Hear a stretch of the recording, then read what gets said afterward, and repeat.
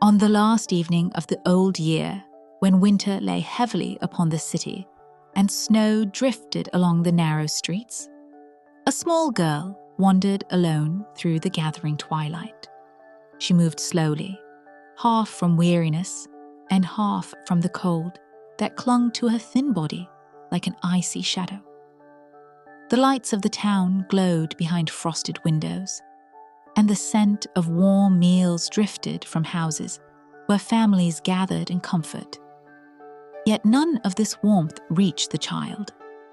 Her steps carried her forward on bare feet that trembled with every contact against the frozen stones of the street. Her shoes, once belonging to her mother, had been far too large for her, even when she had first worn them. Earlier in the day, she had lost them in the rush of a passing carriage, and though she had attempted to retrieve them, one had vanished beneath the wheels, and the other had been taken by a wandering boy.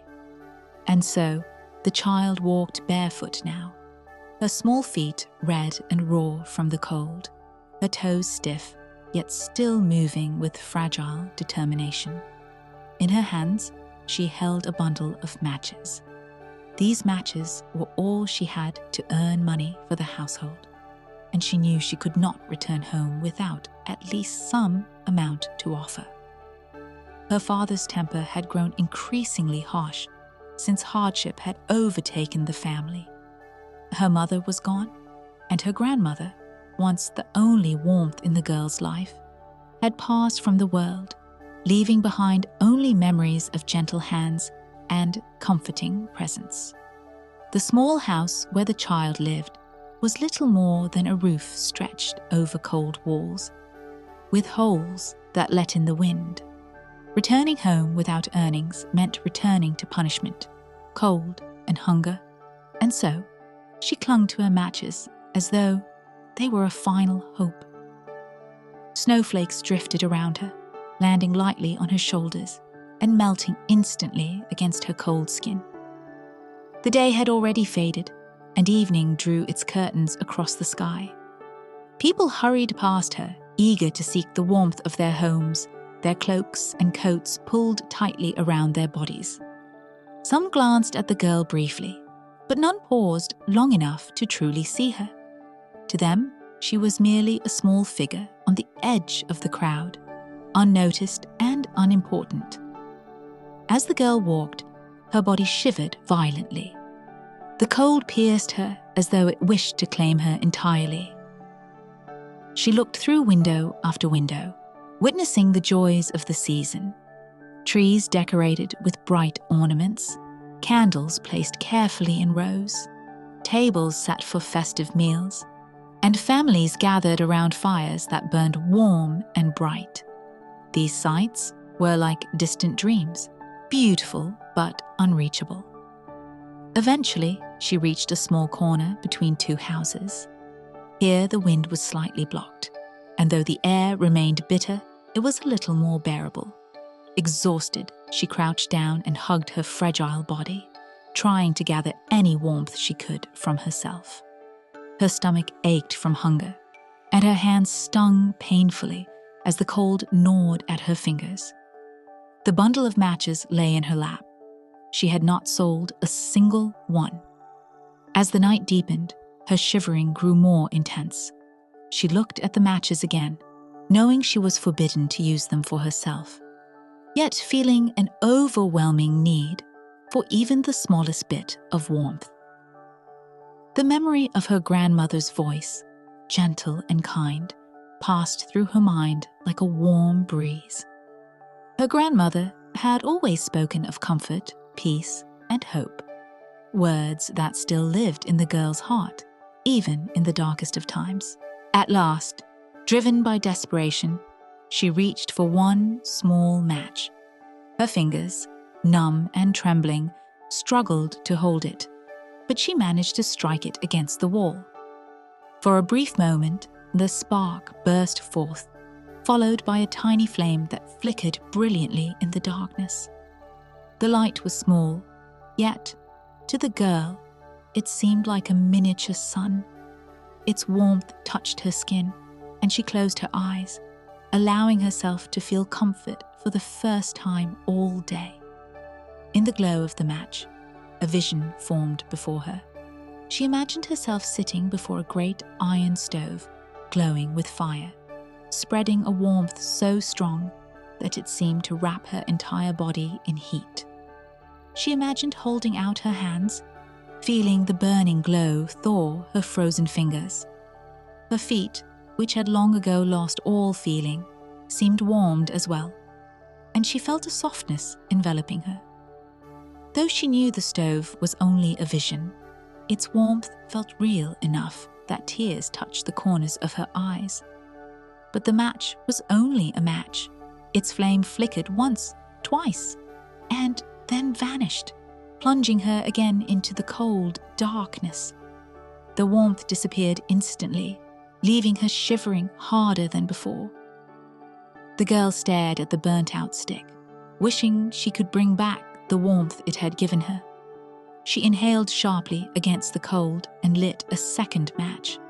Once again, a bright flame burst to life, and once again, the world transformed around her. This time she saw a table covered in food: roasted goose with crisp golden skin, bowls of sweet fruit, warm bread fresh from the oven, and all the delights she had not tasted for so long that she had nearly forgotten their flavors. She imagined herself reaching toward the feast, feeling the aroma surround her, lifting her spirit as though it might carry her away with joy. But the match burned quickly, and before she could hold on to the vision, the flame died. The table disappeared, the food vanished, and the cold returned. Desperate for comfort, she lit a third match. Its flame illuminated the wall beside her, making it seem as though the bricks had suddenly turned transparent. Through this radiant wall, she imagined a beautiful Christmas tree reaching toward the sky, decorated with sparkling lights and shimmering ornaments. Each light glowed like a star, and the tree's brilliance filled her with awe. She saw the ornaments shine in colors she had never seen before, and she imagined reaching up toward them, feeling them twinkle beneath her fingers. The match burned to its end, and the tree faded. Darkness gathered once more, thicker than before. With each vision, her longing for warmth, love, and companionship grew stronger. But she also felt increasing peace, as though the flickering images offered her moments of escape from the harsh world around her. The night grew colder. Snow continued to fall. Her body, already fragile, seemed to have reached the limits of endurance. She leaned against the wall, breathing shallowly, her gaze drifting toward the sky. She lit another match, perhaps without even realizing she had done so, and in the flame, she saw her grandmother, the one person who had ever truly loved her. Her grandmother appeared radiant, her face filled with warmth and gentleness. The girl felt a rush of joy, a joy so deep and overwhelming that it seemed to lift her heart in a single instant. She reached out, longing to be close to her grandmother again. But as she watched, the flame flickered, threatening to go out. Panic rushed through her small body. If the light vanished, her grandmother would vanish with it. She could not bear to lose that warmth again. So the girl struck more matches, one after another. She struck them quickly, desperately, until the entire bundle glowed like a small sun. The flames surrounded her, bathing her in a light so bright and warm that the cold around her disappeared entirely. In that light, her grandmother stood before her, more clearly than ever, smiling with all the love the child had longed for. The girl felt her grandmother's arms envelop her. She felt warmth that did not fade. She felt peace stronger than anything she had ever known. And in that radiant moment, she realized that the cold could no longer reach her. Hunger could no longer touch her. Fear could no longer follow her. she was safe. In the world of light, her grandmother lifted her up. Together they rose, higher and higher, beyond the darkness, beyond the cold streets, beyond the suffering of the world. They rose toward a place where no winter winds could blow, and where love was everlasting. In the early morning, as dawn broke and the first sunbeams stretched across the quiet street, passers-by found the small girl lying in the corner where she had spent the night. She sat still, her cheeks pale but peaceful, her expression calm, as though she were resting.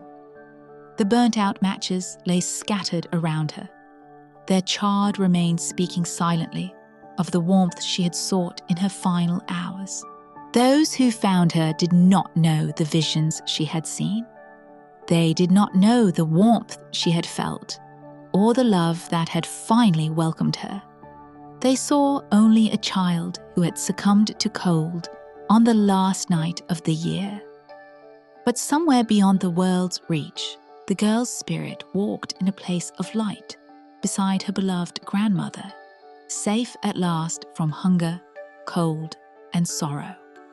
And so ended the story of the Little Match Girl, a story of hardship, sorrow, and loss, yet also a story of hope, love, and the gentle comfort that awaits beyond suffering. Her matches, though small and fleeting, had carried her spirit toward the warmth she had long been denied. And in that final journey upward, she had found the peace she had sought for so long. On a cold December morning, when the world was wrapped in a thick blanket of winter, a young boy awoke to a stillness unlike any other. His bedroom was touched by a pale blue glow, the kind that arrives only after a night of heavy snowfall. He pushed aside the curtain and gazed out the window, discovering that every tree, rooftop, and field had vanished beneath smooth, unbroken waves of white. The world looked reborn, quiet, clean, and shimmering under the early light of dawn. The boy felt excitement rise inside him like a spark.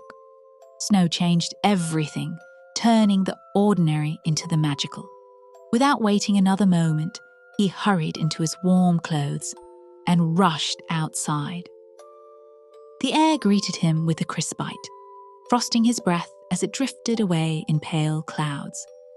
Each step sank deeply into the untouched snow, leaving perfect footprints behind him. He decided, almost instantly, what he would do. He would build a snowman. Not just any snowman, but the grandest, tallest, most magnificent snowman he had ever imagined. The soft snow packed easily beneath his gloved hands as he shaped the first ball, rolling it across the yard until it grew from the size of a melon to a boulder. For the second, he made it smaller and carefully lifted it atop the first. The head was shaped last, round and smooth as a polished stone. He found pieces of coal for the eyes, a tangerine for the nose, and used stones for the snowman's smiling mouth. A soft scarf was wrapped around its neck, and an old hat from the hallway closet was placed proudly on its head. The snowman looked charmingly alive, as if he were thinking friendly thoughts behind that frozen grin. The boy stepped back and admired his creation. There was a sense of pride swelling inside him, the kind that comes from building something with care and imagination. He circled the snowman again and again, adjusting small details, tucking the scarf just right, smoothing the snow around the shoulders, brushing excess flakes from the cheeks. If he had been allowed, he would have stayed outside all day, but as evening approached, his parents called him inside. The cold began to bite too deeply, and reluctantly he left his snowman standing alone in the yard as dusk settled around them. Inside the warm house, the boy continued to think about the snowman. From his bedroom window, he could see it faintly under the rising moon, a pale figure standing silent and still in the snowy world. He brushed his teeth, climbed into bed, and closed his eyes. But sleep did not come easily. Something in his heart felt restless, as though the night was holding its breath, waiting. The house eventually settled into the quiet rhythm of slumber. Yet the boy remained awake, staring at the faint silhouette of his snowman. Outside, the moonlight brightened, bathing the world in silver. The snow glistened like powdered diamonds. The boy blinked once, then again, unsure if he was dreaming. But something had changed. The snowman moved, slowly, gently, almost shyly. The snowman lifted his head. His coal eyes gleamed as they took in the yard around him. Then his arms shifted, brushing snow from his broad chest. The boy's heart thudded loudly. He sat upright, pressing his face to the window. The snowman took a step, an actual, deliberate step, his body swaying with surprising grace despite his size. Unable to contain his curiosity, the boy slipped out of bed, down the stairs and out the door in his slippers and robe. The cold embraced him in an instant, but excitement warmed him from within. Under the moonlit sky stood the snowman, fully alive. His expression was unchanged, still wearing that simple, cheerful smile. But his presence radiated a gentle warmth, despite being made of ice. He regarded the boy with an air of calm understanding. The boy approached slowly, his breath quickening. The snowman nodded, as if acknowledging the boy's presence and offering friendship. The boy circled the snowman much like he had earlier that day. But now, every movement felt surreal. Every shift of the snowman's body proved he was truly alive. It was a wonder too big to speak of, too extraordinary to name. The night around them felt enchanted. As though sensing the boy's wonder, the snowman gestured toward the house, inviting the boy to show him more. The two companions stepped inside together, leaving soft trails of snowflakes and shimmering footprints. The snowman explored the house with quiet fascination. He wandered through the kitchen, marveling at the warmth and steam rising from the kettle. He inspected the lights, the chairs, the curtains, and the Christmas decorations that glowed softly in different corners. The warmth made him uncomfortable, causing beads of melting frost to form on his arms, so the boy led him outside again, where the cold soothed him. Once in the yard, the snowman paused, thinking. Then he extended a hand toward the boy, a clear invitation for adventure. The boy placed his small hand on the snowman's large, cold palm, trusting him completely. The snowman bent his knees and with a graceful leap, soared into the air. The boy gasped, clinging tightly. They rose higher and higher, the wind rushing past them. The rooftops shrank below, the trees turned into dark patches, and the whole world stretched like a map bathed in moonlight. They flew above the forest where branches sagged under heavy snow, above rivers frozen into smooth ribbons, above rolling hills and quiet towns lit by golden windows. The boy felt weightless, filled with exhilaration as they cut through clouds, like swimmers gliding through water. Miles away from home, they passed over shimmering lakes, where ice reflected the moon, creating double worlds of silver. They soared above mountains whose peaks sparkled like crystals. The snowman held the boy securely, guiding them effortlessly through winter's vastness. Soon, the distant lights of a great gathering appeared, an entire field filled with snowmen and snowwomen from lands far and wide. They stood in cheerful clusters, each uniquely shaped, tall ones with elegant hats, short ones with button eyes, round ones, thin ones, some with branches for arms and others with scarves and boots. Music drifted through the cold air, carried by a gentle winter wind. The boy realized they had arrived at a gathering unlike any other, a magical festival held only once a year, attended by snowmen from every corner of the world. Fires made of cold flames that didn't melt, anything flickered in blue-white rings. Snowmen danced in slow circles, their bodies swaying with a grace surprising for beings made of snow. The air was filled with joy, laughter, and celebration. The boy and his snowman joined in the festivities. Snowmen introduced themselves with gestures and nods. Some showed off special talents. One juggled snowballs that never broke. Another spun like a top, scattering glittery flakes. A group formed a choir, humming soft winter melodies that sounded like wind moving through icicles. The boy felt welcomed, cherished, and part of something magical. Then the festival lights dimmed. A hush settled over the crowd as a path opened through the snowmen. A tall, regal figure, made entirely of perfectly carved snow, approached, wearing a crown shaped from frozen starlight. This majestic snowman seemed to radiate the very spirit of winter. He greeted them with a gentle bow and extended a frost-covered hand to the boy, acknowledging his courage for journeying so far. The boy felt honored, humbled by the beauty of this enchanted gathering.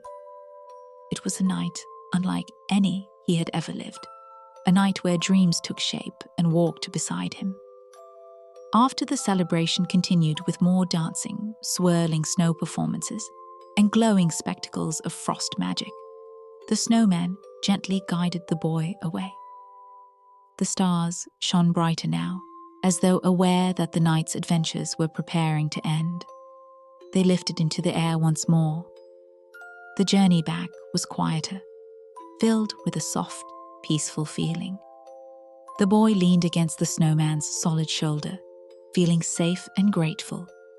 Winter's world stretched beneath them in silence, touched by the soft glow of dawn now approaching. As they descended into the boy's yard, the first hints of sunrise brushed the horizon with pale pink. The snowman set the boy gently on the ground. The house remained dark, still unaware of the magical journey. The snowman looked at the boy with a tender expression, silent but full of meaning. The boy understood. Their time together was ending. Winter magic was delicate, and dawn had a way of dispersing dreams back into the world of imagination. The boy reached out, but the snowman took a step back, returning to the spot where he had stood the day before. The light grew stronger, and the snowman lifted his head toward the brightening sky. The boy whispered a farewell only in his heart. He lingered for a moment before returning inside, climbing back up to bed. Exhaustion settled over him like a warm blanket. Within minutes, he drifted into a deep sleep, filled with memories of flying through starry skies and dancing among snowmen. When morning came, the boy rushed outside, eager to see his friend again. But as he stepped into the yard, his breath froze. There, in the soft sunlight, lay nothing but a pile of snow. The scarf lay toppled on the ground. The hat rested nearby. The snowman had melted. The boy stood still, his heart sinking. Yet he did not cry. Instead, he slowly knelt beside the remains, touching the cold snow gently. The memories of the night shimmered in his mind, too clear, too vivid, too alive to be just a dream. Though his friend was gone, the magic remained within him. He knew he would remember the snowman forever. The flights above sparkling landscapes, the festival of snow people, the kindness of the winter prince, the warmth of a friendship formed in the coldest night of the year. In that moment, he understood something important. Magic does not stay forever, but its memory can warm a heart for a lifetime. With that realization, he stood, brushed the snow from his gloves, and looked up at the bright winter sky.